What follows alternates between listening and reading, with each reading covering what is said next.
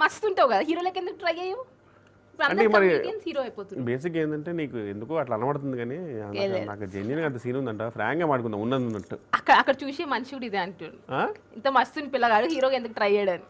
Hero చేయాలంటే ఒక romantic angle ఉండాలి, ఒక లుక్స్ ఉండాలి, కొంచెం బీభత్సం ఉండాలి, కొంచెం యాంగిల్ ఉండాలి, మళ్ళీ ఫ్లెక్సిబిలిటీ ఉండాలి. నేను నడుము ఇక్కడ చెడు తిప్పితే 1 డే పడుద్ది, ఆ స్టిఫ్ బాడీ, మనం పెద్ద డాన్స్ చేయలేము. ఎంతమంది హీరోలకు డాన్స్ వస్తుంది, మేనేజ్ చేస్తారబ్బా. గ్రాఫిక్స్ అడ్జస్ట్ చేసుకుంటారు, అన్ని గ్రాఫిక్స్ చేసుకుంటే మరి ఎవరైనా హీరో వచ్చు. మరి but seriously you never thought అందరు కమెడియన్స్ హీరోలు అయిపోతురు? I totally genuinely know that I'm not hero material, but I'm totally fine with comedy. Direction లో ఆల్సో యు ట్రైడ్.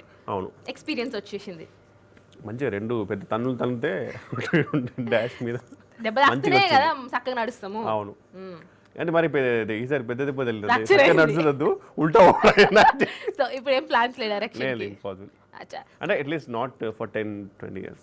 పెద్ద మూవీస్ లో నువ్వు ఉన్నావు అక్కడ, దూకుడు తీసుకో, మస్తు మూవీస్ లో తీసుకో. ఏమైనా sentiment like because I have seen you Seenu Vaitla అన్ని మూవీస్ లో హీ టేక్స్ యూ, నువ్వు కనబడుతావు. సో ఏమైనా సెంటిమెంట్ లైక్ దట్? లేదు, సీను వైట్ల గారి మూవీస్లో మీరు గమనిస్తే అందరు రిపీట్ అవుతారు.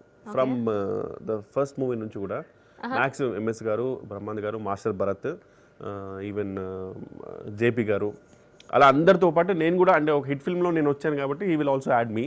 బట్ జెన్యున్లీ అంటే ఆయనతో ఆ కంఫర్ట్ వేరే ఉంటుంది కాబట్టి he wants to write a character for everyone. But I personally love his movies. సినిమా ఇట్లా sir, if you watching, fan.